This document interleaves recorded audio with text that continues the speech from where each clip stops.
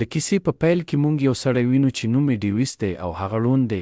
ډیویس له څو ورځو وروسته خپل کار پای ته رسوي او خپل کور ته راستنېږي. د هغه کور په یوه ټاپو کې دی، نو باید د اوبو له لارې ولاړ شي. هغه د سفر لپاره یوه کښتۍ نیسي چې کپتان یې یو زاړه سړی دی د نوم باګ دی چې د کښتۍ چلولو ډیره تجربه لري. له ډیویس سره یو سپی هم مل دی چې نوم یې سنوکو دی. لخوا په ټاپو کې د ډیویس کور ښکاره کیږي چیرته چې د هغه خور له خپلو دوو بچیانو میکس او ایرن سره ژوند کوي. دواړه ماشومان نن د خپل پلار د راتګ ډیر انتظار کوي.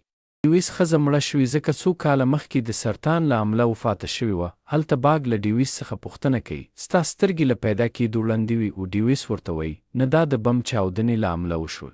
په افغانستان کې یو نظامي انجینیر چیرته چې موږ د یو پل د جوړولو لپاره استول شوي وو، دوی لا خبرې کولې چې ناڅاپه باګ ته د زړه حمله راځي او بېهوشه کېږي. سنوک د حالت ویني نو ژړا شروع کوي.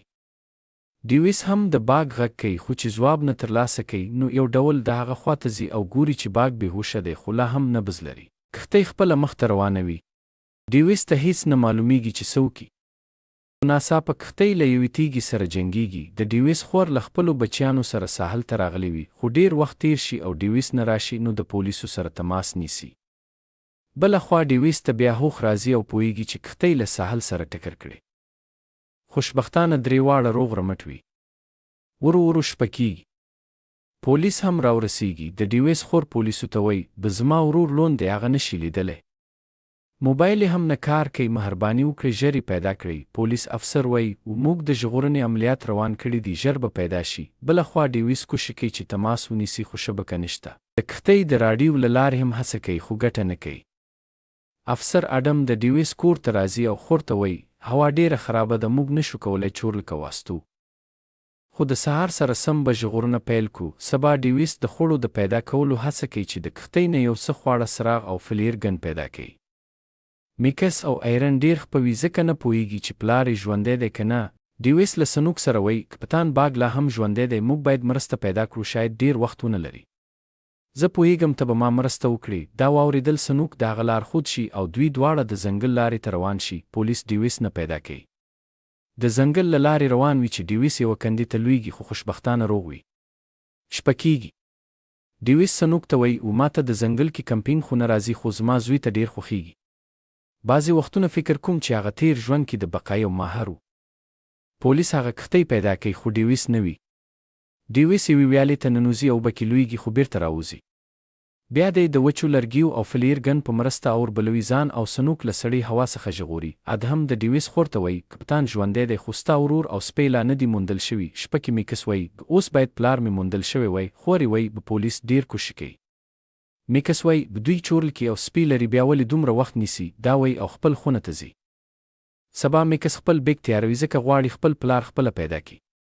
ایرن ته وایي د رازه ته هم رازه. ایرن وایي ایټلیونی شوی انټي به موږ ته اجازه ورنکړي. میکس وایي ما ورته یو لیک پرېښي، موږ لا مور له لاسه ورکړي، پلار نه غواړم له لاسه ورکم. دا واورېدل ایرن هم ورسره روانه شي. د دوی خور لیک پیدا کوي. اندېښنه ورسره کېږي خو ډیر ناوخته شوی وي. دوی دواړه ډیر وړاندې تللي وي. بل خوا ډیویس له سنوک سره غره ته روان وي. ناڅاپه سنوک غږ کوي ځکه مخکې یوه ژوره دروي. ډیویس پوهیږي او خوندي ډول ور اوړي. ډیویس او سنوک له یو خطرناک یو جګوار سره مخامخ کیږي. ډیویس فلیر ګن کاروي که څه هم جګوار ته نه لګیږي خو شور یې هغه تختی. دوی راحت احساسوي. پولیس اوس د درې واړو لپاره لټون کوي. میکس او ایرن له خپلو خوراکي شیانو بې برخې شي. بیکې اوبه وړي. میکس ایرن ته غوسه شي خو بیا بخښنه غواړي. ډیویس ته د چورلکې غږ اورېږي خو فلیر ګن کې مرمۍ نه وي نو چیغې وهي خو چورلکه نه درېږي. پولیسو ته بیک پیدا کیږي خو کمپاس او نقشه پکې نه وي. ادهم وایي دا ښیي چې دوی صحیح لاره روان دي. ډیویس چې نور ناهیلي شوی سنوک ته وایي ته باید مرسته پیدا کړې. هغه سنوک خوشي کوي. میکس او ایرن له سنوک سره مخامخ کیږي او پوهیږي چې پلار به یې نږدې وي. دوی سنوک تعقیبوي او پلار ته رسیږي. ډیویس وایي زه دلته بند پاتې یم، پښه مې بند شوې. دواړه هڅه کوي چې درنه لرګي پورته کړي خو نشي کولی. میکس یوه لرګي پرې کوي او د کود سره لرګي پورته کوي، پښه خلاصیږي. ډیویس وایي ما فکر کاوه نن به زما وروستی ورځ وي خو تاسو کمال وکړ. ایرن وایي کپتان ژوندی دی او روغتون کې دی. دا واورېدل ډیویس خوشحاله شي. سبا دوی درې واړه روان شي. یو سیند تیر کړي. ډیویس ته ډار وي خو بچیان یې مرسته کوي. ادهم د یو پیلوټ نه خبر ترلاسه کوي چې د ځنګل په منځ کې ځلا لیدلې خو فیول نه لري. ډیویس خور خوشحاله شي او وایي زه مطمئن یم چې همدا به وي. دوی د ژغورنې ټیم سره هلته ځي. دوی ډیر کوشش کوي خو درې واړه نه پیدا کیږي. افسر یو هورن وایي. د هورن غږ ډیویس ته اورېږي. هغه چیغې وایي خو نه پوهېږي چې چا اورېدلی که نه. ناڅاپه سنوک غږ کوي ځکه د چورلکې غږ بیا راځي. دا ځل چورلکه د دوی ځای ویني. پولیس ژر هلته راورسېږي. ډیویس میکس او ایرن وژغورل شي. ټول خوشحاله وي. د دوی خور سترګې له خوښۍ ډکې شي. هغه خپل زامن کلک غېږ کې نیسي او ورور ته هم راځي. ډیویس خور ته وایي زه پوهېدم چې ته به زما بچیانو ته ښه مور واوسې. هغې په خندا ورته وویل زه تل هڅه کوم چې ستا کور خوندي وساتم. کپتان باګ هم روغتون کې بستر وي، روغ رمټ وي او د بچ کېدو لپاره شکر ادا کوي. ډیویس له خپلو بچیانو سره خپل کور ته ستنېږي او نوی ژوند بیا پیلوي.